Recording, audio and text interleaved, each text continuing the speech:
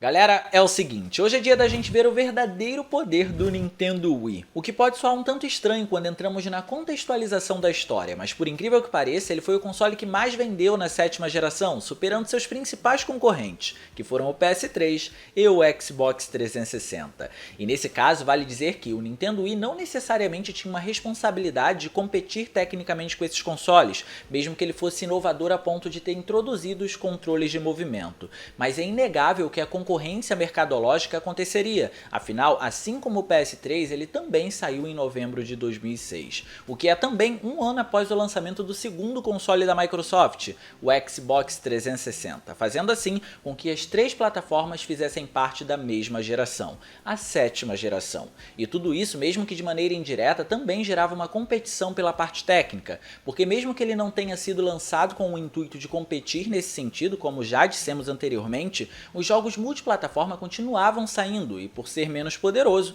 ele acabava recebendo versões inferiores desses jogos. Por isso, é interessante destacar brevemente a capacidade de seu hardware para vocês entenderem o que ele fazia com esses jogos. Na medida que a gente está acostumado a contabilizar os famosos flops, ele tem apenas 12 gigaflops. Se você não está habituado com essa linguagem, vou tentar explicar. O atual console da Sony, o PlayStation 5, conta com cerca de 10 teraflops de poder, e para formar cada teraflop é necessário aproximadamente 1000 gigaflops de capacidade. Com isso dito, acredito que deu para ter uma noção de duas coisas. A primeira é como a tecnologia vem avançando nos tempos mais recentes, e como o Wii era limitado. Já nessa época, o PlayStation 3 e o Xbox 360 passavam dos 200 gigaflops, o que colocava muito mais trabalho no console da Nintendo para poder reproduzir os jogos, acompanhando assim a geração. E dentro desse cenário um pouco mais detalhadamente, podemos dizer que sua capacidade contava com 88 MB de memória RAM que podia ser compartilhada com um chip gráfico nomenclaturado como Hollywood, que operava em 243 MHz.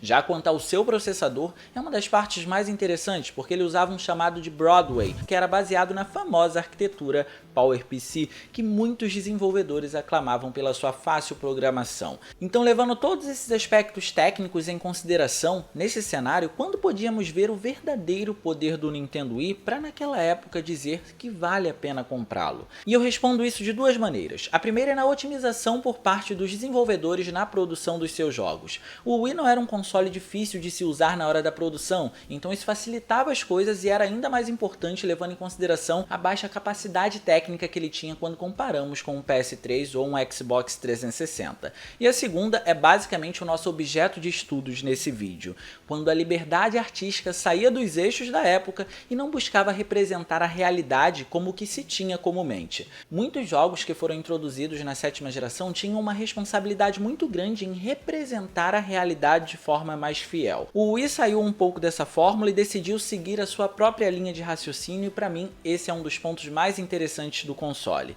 E dessa forma, hoje vamos ver como a Nintendo começou a criar o seu próprio padrão geracional graças a esse tipo de proposta introduzida pelo seu console de sétima geração.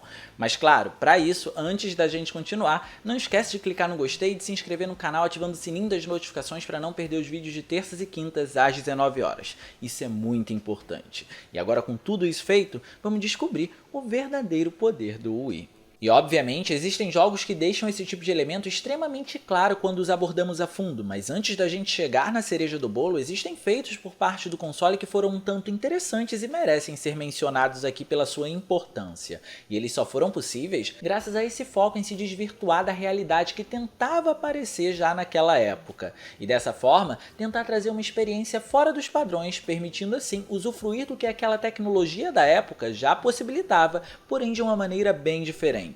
E assim vocês vão ver como tudo vai se encaixar. Para começar, quero citar um exemplo que muitos fãs dessa saga torcem um pouco o nariz, e é Metroid Other M.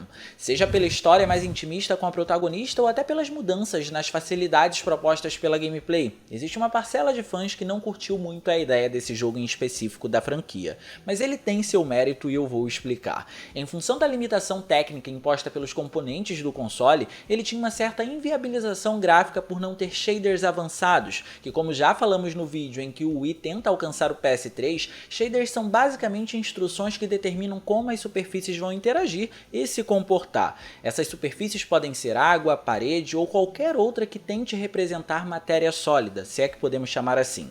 Nesse caso, o Wii vinha com uma limitação da era do PlayStation 2, que foi a de apresentar Normal Mapping, que é um efeito responsável por trazer texturas e superfícies com profundidade e relevo. Hoje em dia, é muito comum vermos a atuação do Parallax Occlusion, por exemplo, e já tem até Unreal Engine 5, que independe de técnicas para poder realizar tal feito pelo seu nível de detalhes. Mas na época, isso tudo era incrível. Só que o Wii, nesse jogo em específico, conseguiu driblar essa limitação e trouxe profundidade em especial nos detalhes dos modelos dos personagens. E foi um feito um tanto impressionante justamente por ele não conseguir fazer isso de maneira tradicional. Seguindo, ele por ser um console mais rudimentar também tinha problemas com efeitos de iluminação dinâmica, um dos pontos mais marcantes daquela geração.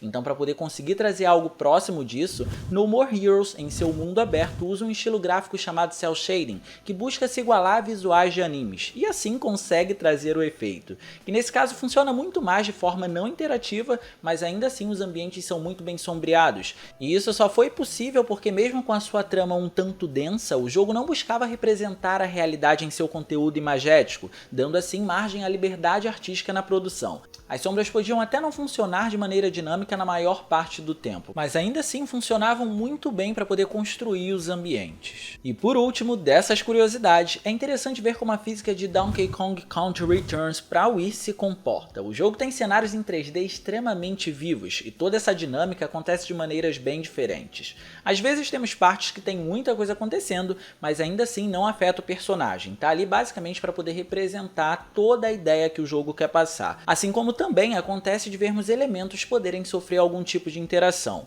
mas a verdade é que na maior parte do tempo é difícil distinguir o que pode do que não pode sofrer essa interação, porque todo o conjunto orna muito bem, passando um excelente contexto imagético. E devo dizer que o melhor exemplo disso acontece quando tem muita coisa relacionada à física acontecendo na tela. Mesmo que seja um jogo de plataforma 2D basicamente, a gente ainda assim consegue se impressionar com esses feitos. E é assim, dessa forma, que a gente consegue chegar aos dois maiores exemplos do verdadeiro poder do Wii, graças a todas essas curiosidades já citadas. E depois de entendermos que dentro da 7ª geração o foco do poder do Nintendo Wii definitivamente não era a execução de jogos com propostas mais realistas, a gente pode começar a citar Zelda Twilight Princess como um bom exemplo de jogo que fez um bom uso da capacidade do console. Ele por sinal foi um jogo cross-gen, isso porque além de ter chegado junto com o console de 7ª geração da Nintendo, ele também foi disponibilizado para GameCube, e existem motivos bem específicos que me levam a acreditar que ele fez bom uso da capacidade do Wii. A começar, vale dizer que esse é um título um tanto mais sombrio que os demais, e existe um ideal de realismo que ele tenta alcançar mesmo dentro do seu universo que nada se prende ao que a gente vive no mundo real. E digo sombrio com relação aos seus gráficos, ok? Porque Majora's Mask pra mim é muito mais assustador. Mas continuando ao foco, o primeiro elemento que merece ser destacado aqui são os cenários em 3D do game. As texturas, mesmo que se focassem em trazer algo mais realista, ainda não esqueciam da direção de arte fantasiosa que o jogo tinha, e a combinação disso exigiu com que os desenvolvedores trouxessem um trabalho de luz mais enfatizado. E aqui nesse caso é importante destacar que não estamos falando de sombras dinâmicas nem nada do gênero. Nesse ponto o efeito faz o básico, mas para ser sincero, nem precisa de muito justamente por ter essa essência mais lúdica na direção. Os efeitos provenientes da iluminação aqui são muito mais atrelados a como a luz incide pelos cenários densos, em que dessa forma fazem uma breve alusão à iluminação volumétrica dinâmica permitida pelos consoles concorrentes. O que fica claro aqui é que o jogo não precisava trazer o efeito sendo renderizado de forma real necessariamente, porque ele não buscava essa interação, mas sim representação. E nesse caso, devo dizer que fez muito bem sem sombra de dúvidas, mas não parou por aí. Por ser visivelmente mais fraco que o PS3, muitos têm o hábito de compará-lo ao PS2, o que é perfeitamente natural, já que os jogos produzidos naquela época eram feitos separadamente para ambas as gerações, e o Wii sempre entrava na mesma rede que o PS2. Por exemplo, a gente pode ter o mesmo jogo sendo lançado para Nintendo Wii e PlayStation 2, mas é essas versões vão se diferir completamente das versões de PlayStation 3 e Xbox 360. Só que quando o assunto é o efeito de transparência, ele deixa o console da Sony de sexta geração para trás com muita facilidade, e Twilight Princess mostra um cenário bem interessante quanto a isso. Primeiro vale dizer que o efeito de água no game é muito bonito, e isso se deve bastante ao efeito da transparência em si, mas não se resume apenas à água. Podemos encontrar esse exemplo sendo exibido também quando o jogo, para poder criar uma atmosfera mais sombria, traz uma simulação de névoa que depende muito do efeito de transparência para poder deixar os elementos ao fundo levemente visíveis, algo muito próximo do que a névoa volumétrica faz, determinando assim a intensidade dela de acordo com a distância que você está do objeto ao fundo. E aqui temos o ponto que destaca a versão de Wii, porque Twilight Princess também chegou ao Nintendo Wii U como um remaster, e de fato ele recebeu aprimoramentos lá, como tem que acontecer, só que em muitas partes que encontramos áreas com a atuação desse efeito de névoa, a performance cai no console mais novo, mas se mantém estável no de sétima geração, mostrando como ele conseguia dar conta dos visuais mais complexos. E como já era de se esperar, isso não parou por aí, porque outro game da saga que a gente precisa mencionar e é tido como um dos visuais mais bonitos do Nintendo Wii é o Zelda Skyward Sword. E ele definitivamente mostra não apenas o verdadeiro poder do console, como também sua real proposta em todos os sentidos possíveis. Skyward Sword é uma experiência que qualquer jogador de RPG deveria experimentar, e todos os portadores do Nintendo Wii deveriam dar pelo menos uma chance. Mas antes é importante destacar o que deu vida a ele. No ano de 2002, para GameCube, nós tivemos um game da franquia Zelda com o subtítulo de The Wind Waker, e nele os visuais são bem característicos por serem cartunescos. O jogo era praticamente um desenho animado jogável, e mesmo com essa proposta mais simples, ele tinha visuais muito bonitos, que eram muito mais favorecidos em função de todo o trabalho artístico do que técnico, embora ambos se complementassem.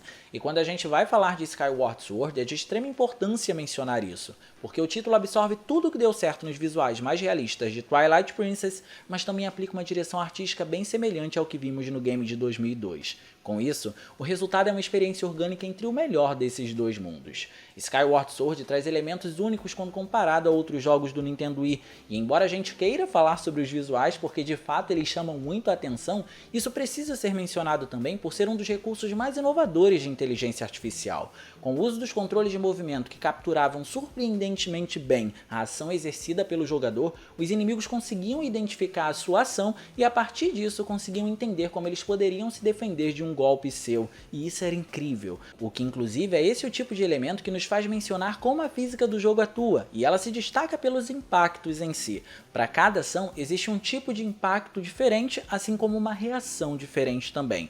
E por ser algo que nos afeta muito mais durante a jogatina, os combates deixam isso mais visível. Mas obviamente é sobre os gráficos que a gente quer falar, mesmo que os outros artifícios demonstrem também o poder do console da Nintendo. De início é interessante mencionar a iluminação que funciona de maneira bem inteligente aqui. Boa parte do que é visto na composição dos visuais foi aprendido com Twilight Princess, mas aqui esses elementos entram em contraste com o alto número de cores dos ambientes e deixa tudo ainda mais bonito, se destacando dessa forma. Só que o trabalho de sombras parece ser mais interessante que o título anterior, e vocês vão entender como.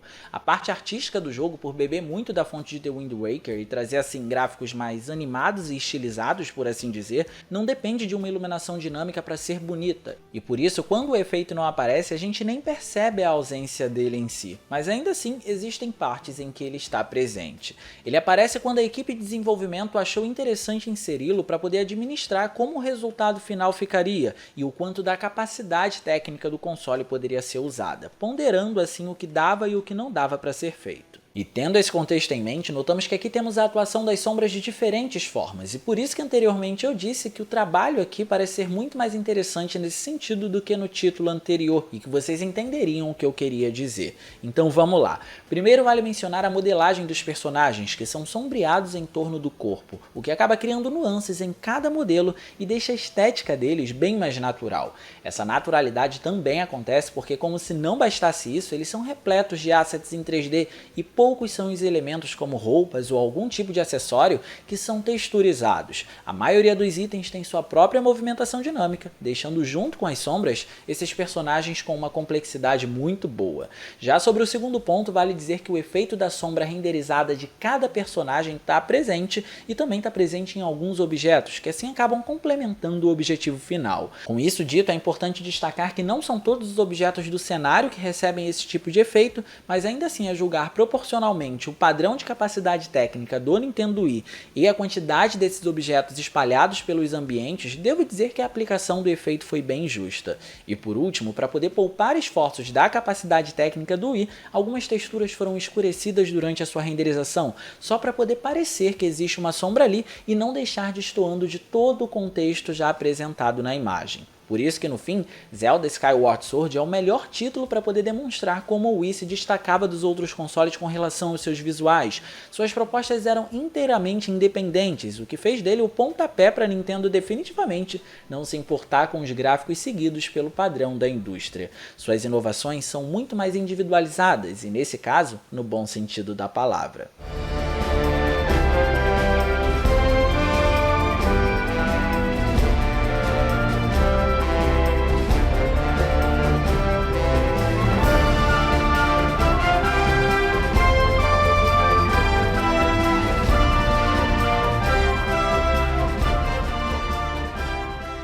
Mas me conta, eu quero saber de você, o que você acha dessa ideia da Nintendo? Na sua opinião, ela deveria continuar seguindo esse padrão e se focando em outras propostas para poder apresentar gráficos bonitos, como a tela OLED do novo Nintendo Switch, por exemplo, e o estilo mais artístico dos seus jogos exclusivos? Conta aí que eu quero saber o que você pensa sobre, beleza? No mais, eu vou ficando por aqui, eu espero muito que vocês tenham gostado desse vídeo. Se vocês gostaram ou não, se esqueçam de clicar no gostei, porque isso é importante pra caramba, e de quebra você faz a boa ação do dia, e também de se inscrever no canal ativando o sininho das notificações para não perder os vídeos de terças e quintas às 19 horas. Minhas redes sociais vão estar aparecendo por aqui, se vocês quiserem trocar uma ideia, sou todo ouvidos. Era isso, um grande abraço e a gente vai se ver na próxima.